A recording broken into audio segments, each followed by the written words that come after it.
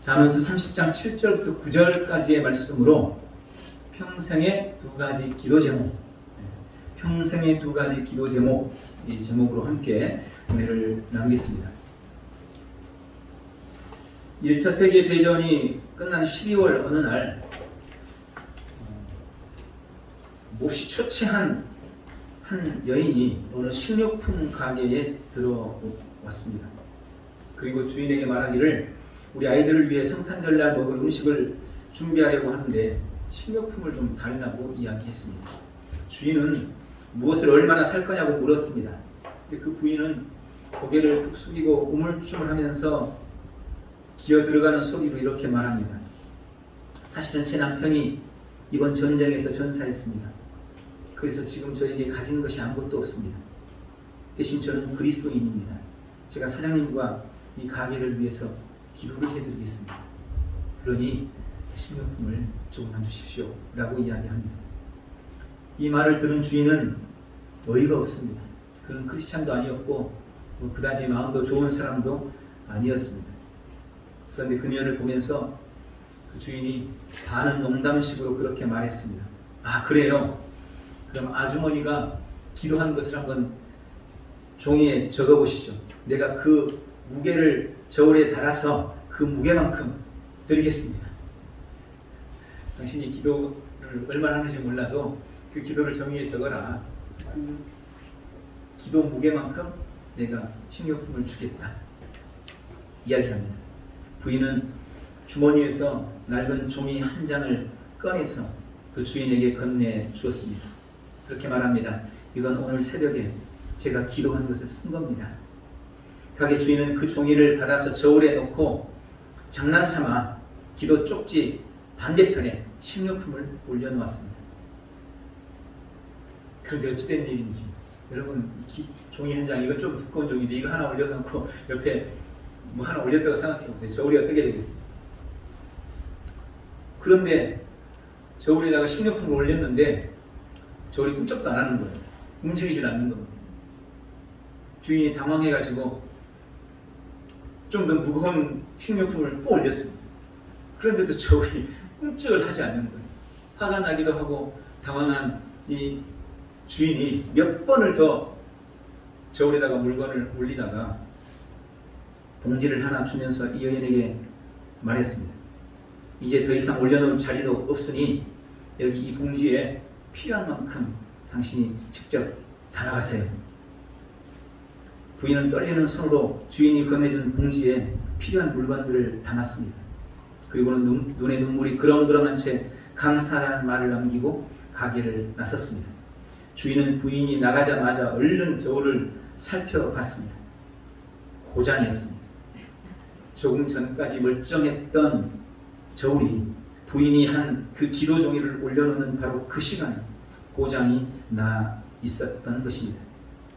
세월이 흘러 노인이 된 이 가게 주인은 예수님을 믿고 있었고 아직도 그 부인이 그때 준 그 기도 쪽지를 소중하게 간직하고 있습니다.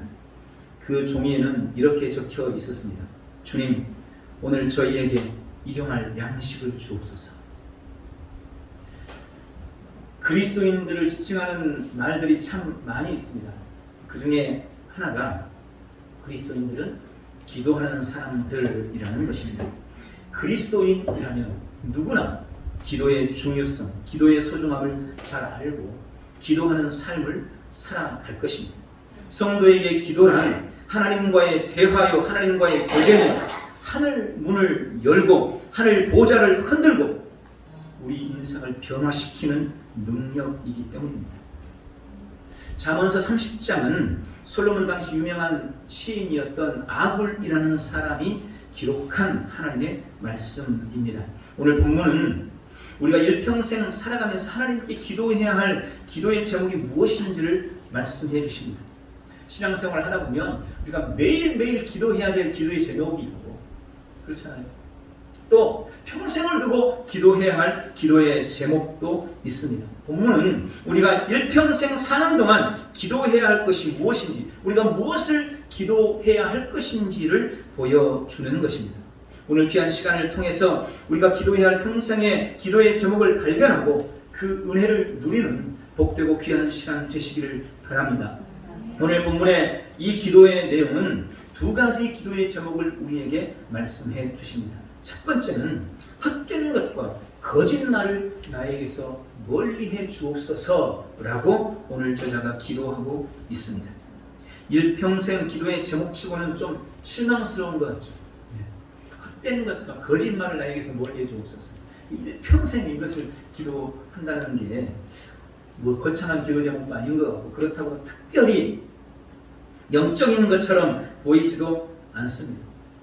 그래서 제가 이 말씀을 먼저 좀 드립니다. 기독교에서는 사람의 존재를 구분할 때 영혼과 육체로 구분하는 이분법과 영과 혼과 육으로 구분하는 삼분법이 있습니다. 많은 교단에서 사람은 영혼과 육체라고 이분법으로 나누기도 합니다. 하지만 우리 교단에서는 우리 인간을 영과 혼과 육으로 삼분법으로 나누고 있습니다. 물론 이분법이든 삼분법이든 나름대로 어떤 성경적인 근거를 가지고 있습니다. 삼분법에도 성경에 보면 영과 혼과 육으로 나누고 있는 성경을 여러 군데 발견할 수가 있습니다. 그래서 우리는 영과 혼과 육으로 나누고 있습니다. 또 사역리에 보면 우리 그리스도인들을 나눌 때도 그렇게 나눕니다. 육신에 속한 그리스도인이 있는가 하면 영에 속한 그리스도인이 있다는 겁니다. 그리스도인인데 어떤 그리스도인은 육신에 속해 있고 어떤 그리스도인은 영에 속해 있다는 것입니다. 그럼 누가 육신에 속한 그리스도인입니까? 누가 영에 속한 그리스도인이냐? 그걸 구분하는 부분은 도대체 뭐냐? 육신에 속했느냐, 영에 속했느냐를 구분하는 것이 우리의 혼, 즉 우리의 마음과 생각이라고 이야기합니다. 여러분, 우리의 혼이, 우리의 마음과 우리의 생각이 육체 쪽에 기울여져 있으면 그는 육신에 속한 그리스도인이요. 우리 마음과 생각이 영적인 곳 쪽으로 기울어져 있으면 그는 영에 속한 그리스도인이 되는 것입니다. 내가 예수님을 믿고 있지만 늘 내 마음에 생각하는 것이 육신의 것만 생각하는 거예요. 땅의 것만 생각하는 것은 무엇을 먹을까, 무엇을 마실까, 무엇을 입을까, 어떻게 하면 잘 먹고 잘 살 수 있을까, 늘 여기에만 몰두하고 내 마음과 생각이 그것에만 집중하면서 삶을 살아간다고 한다면 그는 틀림없이 육신에 속한 그리스도인인 것입니다. 그러나 반대로 내 마음과 내 생각이 늘 천국을 향하고 늘 예수 그리스도를 바라보고 영적인 것을 추구하고 영원한 것을 사모하고 그것을 위한 삶을 살아간다면, 아니 그것을 늘 생각하며 인생을 산다면 그는 누가 뭐래도 영에 속한 그리스도인이 되는 것입니다. 내 혼이, 내 마음이, 내 생각이 육신을 생각하면 육신에 속한 그리스도인, 영을 생각하면 영에 속한 그리스도인이 되는 것입니다. 저는 그런 의미에서 오늘 별로 거창해 보이지도 않고 별로 영적으로 보이지 않는 이 첫 번째 기도의 제목이 저는 오늘 이 본문을 기록한 기도자의 영적인 갈망이라고 보는 것입니다. 이건 그냥 육신을 위한 그냥 단순한 기도가 아닙니다. 그의 영적인 갈망이 이 기도 속에 담겨 있는 겁니다. 단지 주님 성령 충만하게 해 주옵소서 이것만이 영적인 기도가 아니라는 것을 기억하시기 바랍니다. 저는 이 첫 번째 기도 제목 헛된 것과 거짓말을 나에게서 멀리해 주옵소서를 두 가지로 나눌 수 있죠. 먼저는 헛된 것을 멀리하게 해달라고 기도하고 있습니다.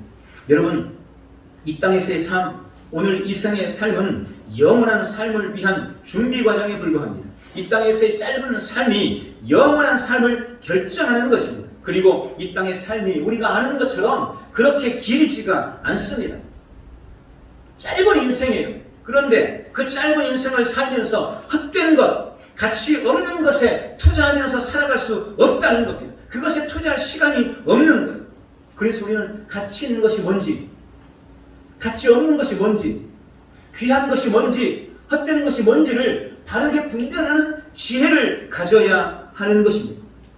열심히 최선을 다했는데 정말 죽을 힘을 다해 노력했는데 알고 봤더니 그게 허망한 거예요. 헛된 거예요. 아무 가치 없는 거예요. 그렇다면 그거야말로 얼마나 참 허망하고 씁쓸한 일이 되겠습니까?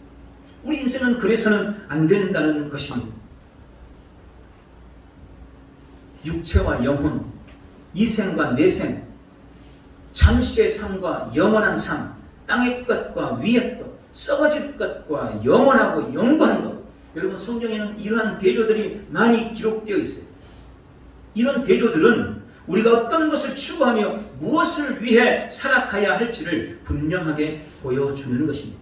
육체보다는 영혼을 위해서, 땅의 것보다는 위의 것을 위해서, 썩어질 것보다는 영원하고 영구한 것을 위해서 살라. 헛된 것이 아니라, 가치 없는 것이 아니라 더 가치 있는 것, 더 영구한 것, 더 귀한 것을 위해서 삶을 살아가게 해달라. 그런 지혜를, 헛된 것을 멀리하게 하는 그런 삶을 살게 해달라고 오늘 기도자는 하나님 앞에 기도하고 있는 것입니다. 주여, 좀 더 가치 있고 좀 더 귀한 것을 위해서, 더 영원한 것을 위해서 살아갈 수 있도록, 그것을 추구하며 인생을 살도록 우리에게, 저에게 지혜를 주시옵소서. 오늘 이것이 우리의 평생의 기도의 제목이 되어야 할 줄 믿습니다. 또한 헛된 것과 거짓말을 나에게서 멀리해 주옵소서. 두 번째는 이 거짓말을 나에게서 멀리해 달라고 기도하고 있습니다. 현 시대를 정보의 시대라고 합니다. 우리는 말이 가진 엄청난 영향력을 너무나 잘 알고 있습니다. 말이 너무 중요합니다. 또 가장 손쉽게 우리가 범하는 죄 역시 말에 관한 것입니다. 얼마나 많은 사람들이 말로 상처를 받고 고통과 좌절 속에 있는지 모릅니다. 교회 안에서 실족한 대부분의 사람들도 누군가의 말에 의한 피해자들입니다. 말로 상처받는 사람, 심지어 말로 죽는 사람도 세상에는 너무너무 많아요. 그래서 에베소서 4장 29절에는 이렇게 말씀합니다. 무릇 더러운 말은 입 밖에 내지도 말고 오직 덕을 세우는 데 소용되는 대로 선한 말을 하여 듣는 자에게 은혜를 끼치게 하라. 또 야고보서 1장 9절에도 사람마다 듣기는 속히 하고 말하기를 더디하며 성내기도 더디하라고 경고하십니다. 혹시 여러분은 누군가의 말로 인하여 상처를 받은 적이 있으십니까? 아마 많을 겁니다. 지금도 그 말만 생각하면 가슴이 벌렁거리고 소름이 끼치고 가슴이 덜컥 내려앉는 것 같고 식은땀이 흐르는 그런 말을 들은 사람도 있을지 모르겠습니다. 말로 인해 받은 상처가 얼마나 많은지 모릅니다. 그런데 반대로, 그럼 혹시 누군가 내가 한 말 때문에 상처를 받고 지금도 고통 속에 있는 사람은 없을까요? 내 말 때문에 아파하며 눈물 흘리는 사람은 없겠느냐는 거예요. 사람은 참 이상합니다. 남이 한 말에 상처받은 사람은 너무너무 많은데 내가 말로 남에게 상처 준 사람은 별로 없는 것 같아요. 우리는 그렇게 생각해요. 나는 별로 남에게 상처 안 줬다고 생각해요. 나는 남에게 상처를 많이 받았는데 왜 그럴까요? 내가 한 말에 대해서는 난 별로 신경 쓰지 않고 말합니다. 근데 남이 나에게 한 말에 대해서는 이리고 싶고 저리고 싶고 자꾸 그것에 신경을 쓰면서 촉각을 곤두세우는 거예요. 왜 그 사람이 이렇게 말했을까? 혹시 이 점 때문에 그랬나? 혹시 그때 그 일 때문에 지금 이렇게 나에게 말하나? 그래서 자꾸 곱씹으면서 스스로 상처를 받기도 하는 거예요. 근데 나는 그냥 그 사람한테 말할 때는 대충 아무 생각 없이 그냥 입에서 나오는 대로 말하는 거예요. 그러니까 나는 남에게 상처 줬다고 별로 생각을 안 하고 다른 사람이 한 말 때문에 나는 엄청난 상처를 받고 있다고 늘 생각하는 것입니다. 여러분, 정말 말 조심해야 하는 것입니다. 특히 오늘 본문은 말로 인한 가장 큰 죄에 대해서 말씀하시는데 그것이 바로 거짓말입니다. 우리는 거짓말에 대해서 매우 무감각한 채 삶을 살아가고 있습니다. 거짓말 정도는 잘못이라고 여기지 않습니다. 특히 내가 거짓말을 했다면 거기에는 분명한 이유가 있고 그 정도는 죄도 아니라고 스스로를 착각합니다. 그러나 여러분, 모든 죄의 시작은 바로 거짓말이었습니다. 에덴 동산에서 인간의 타락은 바로 사탄의 거짓말로부터 출발합니다. 그래서 요한복음 8장 44절에 그는 처음부터 살인한 자요 거짓말을 할 때마다 제 것으로 하나니 이는 저가 거짓말쟁이요 거짓의 아비가 되었음이니라. 모든 유의 거짓은 다 사탄에게 속한 것임을 아셔야 합니다. 이 거짓말과 관련해서 우리가 주의할 것이 있는데 농담이라는 말입니다. 제가 볼 때 농담은 거짓말의 사촌쯤 된다고 생각합니다. 우리는 거짓말 해놓고는 그냥 농담이었어 이렇게 대충 무마시키려고 합니다. 또 농담을 유머의 수단으로 삼고 말하기도 합니다. 저는 유머를 잘 구사하지 못해요. 글쎄요. 저는 그렇게 생각이 돼요. 좀 유머러스 해보려고 노력을 하는데 그게 잘 안 되는 거예요. 성품 자체도 좀 그런 영향이 있죠. 제가 유머거리를 찾아서 가끔 인터넷을 뒤집니다. 설교 시작할 때 좀 한마디라도 재밌는 말로 시작을 하면 마음이 열릴까 해가지고 많이 뒤져요. 그런데 제가 그런 인터넷을 뒤지면서 발견한 게 뭔지 아세요? 유머라고 되어 있는 한 80% 이상, 거의 90%는요 다 응답 해석이더라고요. 여러분, 이 농담, 유머를 위한 농담들, 이게 선한 말이 아니에요. 주의해야 하는 것입니다. 요즘에 지도자들에게 유머 감각이 없는 것이 매우 치명적이라고 말을 하지만 그보다 훨씬 더 한 1000배, 10,000배는 더 치명적인 것이 바로 거짓말인 것입니다. 허탄한 농담들입니다. 이 땅을 살았던 수많은 믿음의 사람들, 그들은 모두가 다 허물투성이었던 죄인들이었습니다. 그럼에도 불구하고 그들이 많은 사람들에게 영향력을 미치고 하나님으로부터 인정받았던 이유는 그들에게 유머가 넘쳐서가 아니고 늘 그들이 주님 앞에서 진실했기 때문이라는 것을 기억하셔야 합니다. 그들은 자신의 잘못과 죄를 인정할 줄 알았습니다. 하나님의 징계와 사람들의 책망 앞에 무릎 꿇을 줄 알았습니다. 거짓으로 상황을 모면하려고 노력하지 않았습니다. 그것이 그들이 지금까지 영향력을 미치고 있는 이유인 겁니다. 사도행전 5장에는 비극적인 부부의 죽음이 기록되고 있습니다. 바로 아나니아와 삽비라의 죽음입니다. 그들이 죽은 이유가 뭡니까? 돈을 감추었기 때문입니까? 아닙니다. 그것보다는 거짓말을 했기 때문에 그들이 죽은 겁니다. 베드로는 그들에 대해서 그렇게 말합니다. 이것이 사람에게 거짓말한 것이 아니요 하나님에게 거짓말한 것이로다. 여러분, 하나님 앞에서 거짓말했기 때문에 죽은 것인 거라.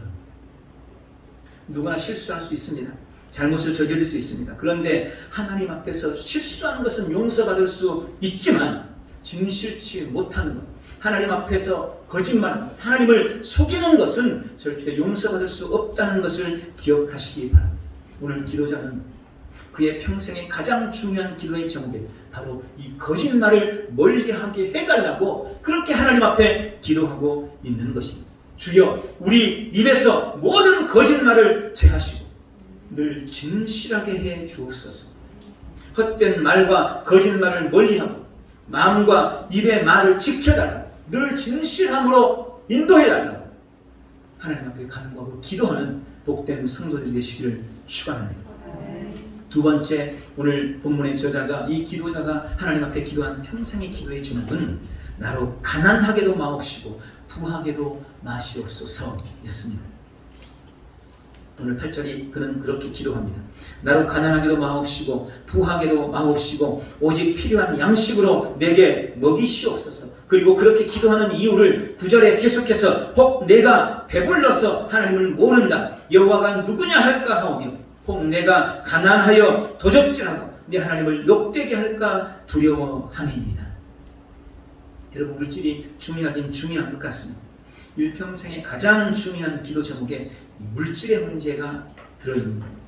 그런데 오늘 이 사람이 기도하는 이 물질에 대한 기도는 우리가 평소에 원하는 그런 기도가 아닙니다.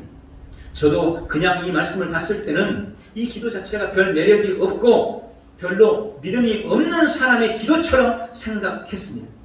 나는 주님이 더 많은 적을 주시면 주의 영광을 위해, 주의 교회를 위해, 주의 나라를 위해서 정말 제대로 쓰고 싶고 또 그럴 수 있다고, 그럴 수 있는 사람이라고 생각하기 때문에 그렇습니다.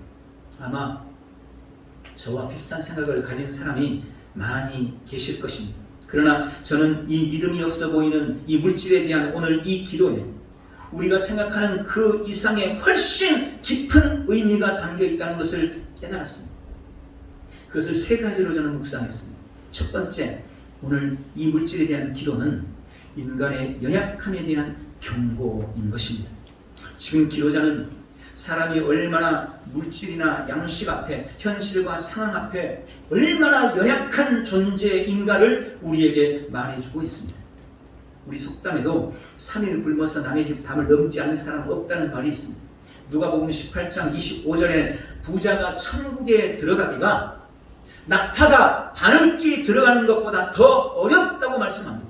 부요함이, 많은 물질이 우리의 믿음에 긍정적인 영향보다는 부정적인 영향을 훨씬 더 많이 미치고 있다는 것을 말씀하는 것입니다. 우리는 자신만만하게 우리에게 물질이 많으면 많을수록 주를 위해서 더 큰 일도 하고 더 믿음이 좋아질 것이라고 생각하고 자신 있어 하지만 실제로는 그렇지가 않다는 거예요. 우리 주변에서도 어렵고 힘들 때는 열심히 주님을 의지하고 믿고 사랑하다가 이제 어느 정도 살만해지니까 주님을 떠난 많은 사람들이 있습니다. 반대로 또 가난을 벗어버리고 열심히 기도했는데 아무 응답이 없다고, 아무리 신앙생활해도 여전히 가난하다고, 열심히 기도해도 가난과 궁핍을 모면할 수 없다고 하나님을 원망하며 또 주님을 떠난 사람도 얼마나 많은지 모릅니다. 이런 예고 많이 들어보셨을 거예요. 한 부자가 높은 낭떠러지에 다리를 건너가게 되었습니다. 반드시 다리를 건너가야 됩니다. 그런데 가만히 보니 이 다리가 다 썩어서 곧 끊어질 것 같은 그런 다리였습니다. 불안한 이 사람은 다리를 건너기 전에 하나님 앞에 간절히 기도했습니다. 하나님, 제가 이 다리를 반드시 건너가야 되는데 주님께서 저를 무사히 이 다리를 건너게 해주신다면 하나님 앞에 제가 1억을 헌금을 하겠습니다.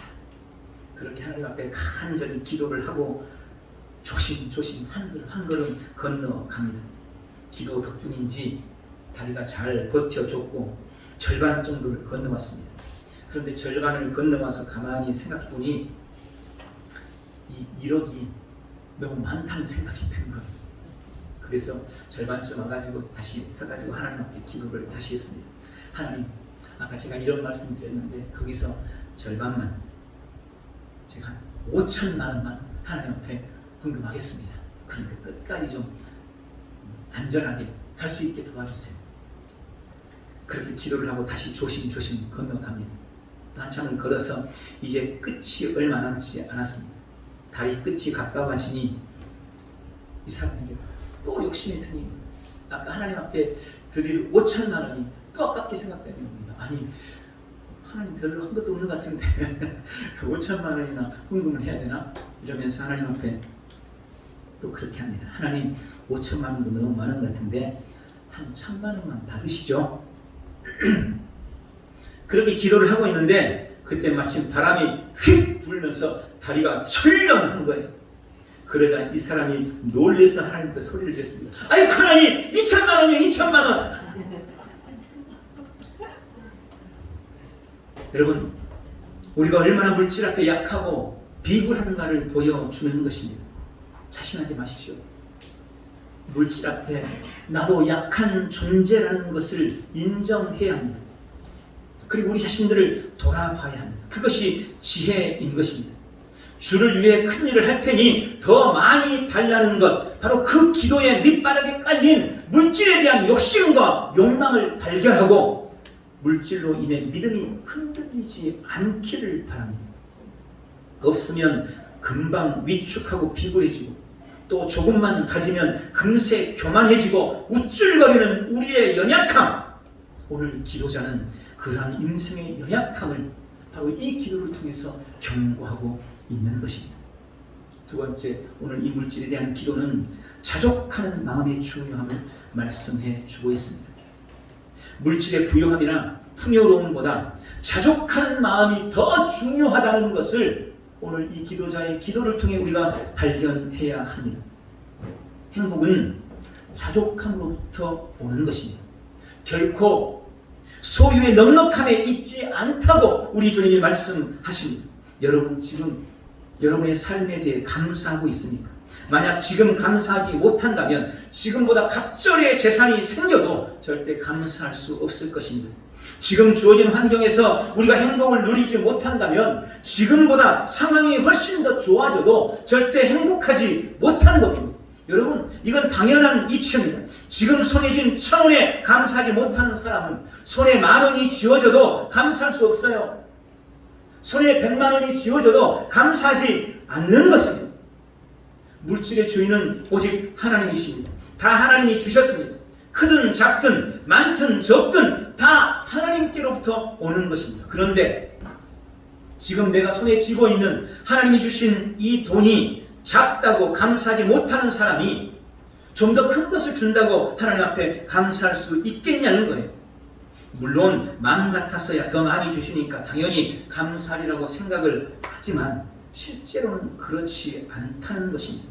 이미 전 역사와 수많은 사람들이 그 사실을 증명했습니다. 우리도 알고 있고 누구보다 하나님이 너무나 잘 알고 계십니다. 그래서 우리는 작아도 힘들어도 이미 주신 것 현재의 자리에 자족하고 감사할 줄 알아야 돼요. 주님은 지금 있는 것에 감사할 줄 알라고 자족하라고 우리에게 말씀하고 계시는 것입니다. 여러분 하나님은 우리를 위해 자신을 다 내주셨습니다. 피 흘리고 생명을 주시기까지 아낌없이 주셨습니다. 그리고 아들을 내어주시니까 그 아들과 함께 좋은 것을 주시지 않겠느냐고 도리어 주님이 우리에게 말씀하고 묻고 계십니다. 당연히 물질도 주님이 우리에게 주십니다.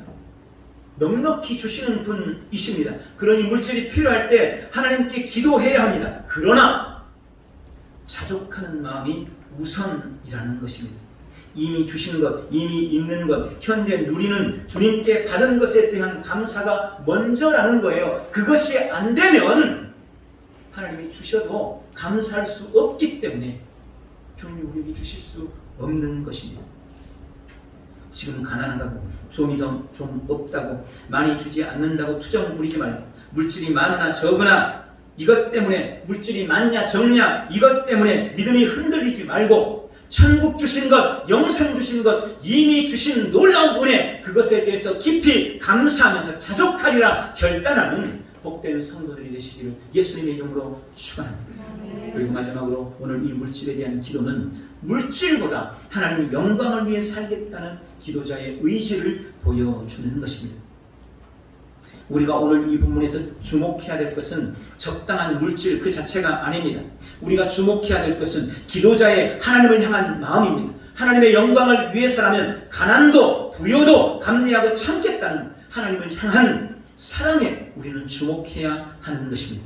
기도자는 지금 물질에 많고 적음보다 하나님을 욕되게 하지 않는 삶, 하나님을 모른다 하지 않는 삶을 위해서 기도하고 있는 것입니다. 그의 기도의 목적은 적당한 물질에 있는 것이 아니라 하나님께 그리고 하나님께 영광 돌리는 데 있는 것을 아시기 바랍니다. 하나님으로 인해 사는 것, 오직 하나님의 도우심과 인도하심으로만 살겠다는 것이 오늘 이 기도의 참 의미임을 믿으시기 바랍니다. 또한 이 기도는 우리의 삶에 있어서 무엇이 우선인지에 대해서 말씀하고 있습니다. 이 시대 가장 큰 우상은 만몬입니다. 물질입니다. 우리도 모르는 사이에 우리는 물질 제일주의, 물질 만능주의에 젖어 있습니다. 세상은 돈으로 우리의 삶의 성공 여부를 평가합니다. 돈 많은 자가 큰 자가 되어버린 그런 현실을 우리는 살고 있습니다. 그러나 우리는 오늘 이 기도를 통해서 단호하게 이러한 현실을 극복하고 이겨내야 하는 것입니다. 그런 마음을 거절하시기를 바랍니다. 물질을 얻으려는 것보다 우리 영혼에 더 관심을 가지고 그 무엇보다 하나님의 영광을 위해 살기로 결단해야 하는 것입니다. 그것이 오늘 이 기도를 통해 우리 주님이 우리에게 주시는 교훈이고 이 기도 속에 담긴 참 의미인 것입니다. 말씀을 맺습니다. 우리의 평생에 이렇게 기도하십시오. 주여 허망하고 헛된 것을 위해 살지 않게 하옵소서. 더 가치 있는 것, 더 영원한 것을 위해 살게 하옵소서. 내 마음과 내 말에서 거짓을 제해 주시고 오직 진실함으로 살게 하옵소서. 허망한 물질에 마음 두지 않게 하시고 이미 주시는 것에 감사하며 오직 하나님 영광을 위해 살게 하여 주시옵소서. 오늘 이 말씀을 우리의 평생의 기도의 제목 삼고 승리하는 복된 성도들 다 되시기를 예수님의 이름으로 축원합니다. 기도하겠습니다. 전능하신 하나님, 오늘 이 잠언서 30장 이 기도자의 기도의 제목을 우리 평생의 기도의 제목 삼고 내 삶에서 헛된 것을 멀리하게 하시고 내 입에서 거짓을 제하여 주시옵소서. 늘 주님 바라보고 허망한 물질에 마음 두지 않고 이미 주신 것에 감사하며 하나님 영광 위에 살아가는 우리 오는 성도들 다 되게 축복해 주시옵소서. 예수님의 이름으로 기도하옵나이다. 아멘. 우리 다 같이